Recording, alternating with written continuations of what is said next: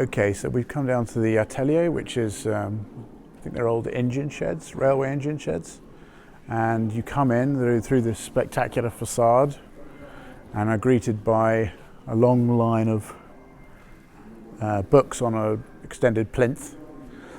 And in anticipation of coming to Arles, I thought it was going to be very hot.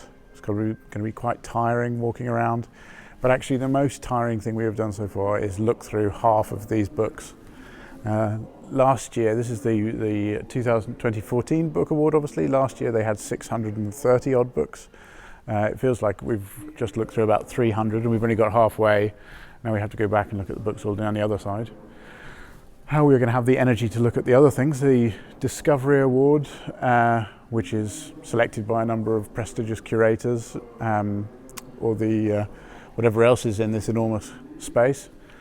And I understand from people who've come here last year that there's a controversy about this space and the neighbouring spaces, because this building used to have other buildings that extended in one way or the other, and they've been taken over by a different foundation and are no longer available to the festival. So if we'd come on previous years, then potentially there would have been 3 or 4 times as much material to look at. I think really you would need a week to do justice to this.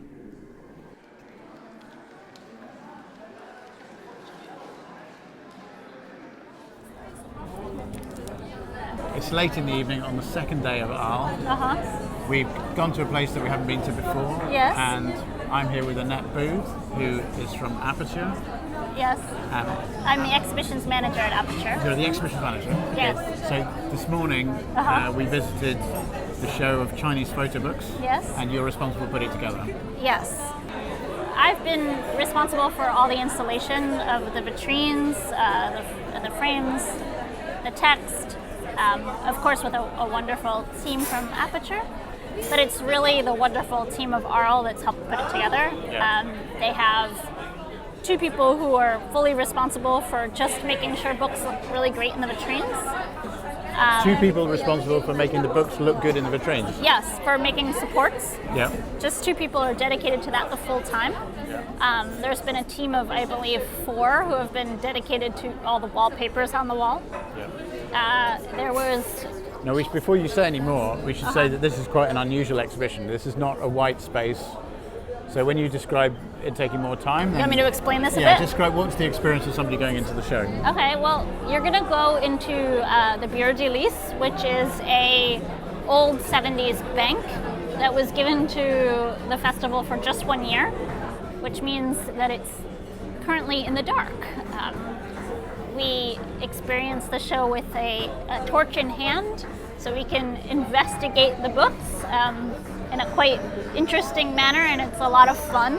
So what you're saying is that the exhibition is in darkness because you don't want people to see what the space is like. Is that too crude a way of putting it?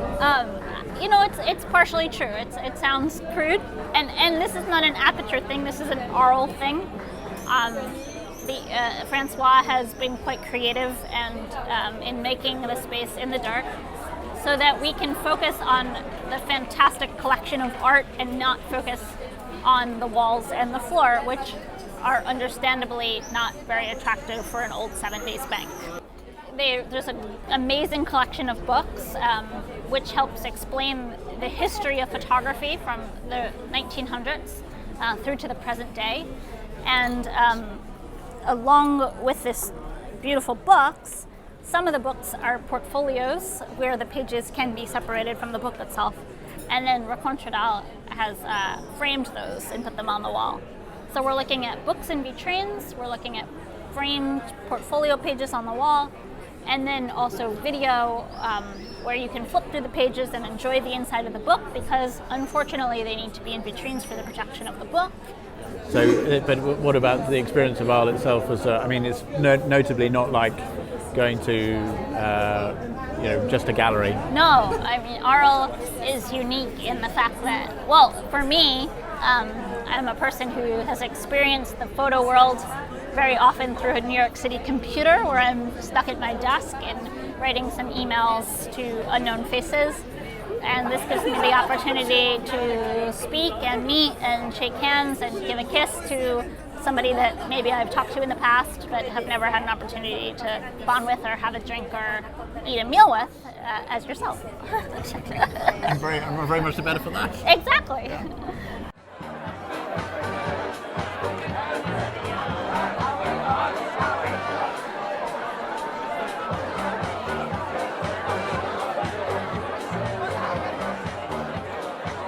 It's the evening of the second day, and we are standing in front of the party from which we have just emerged with this 3 bottle of beer.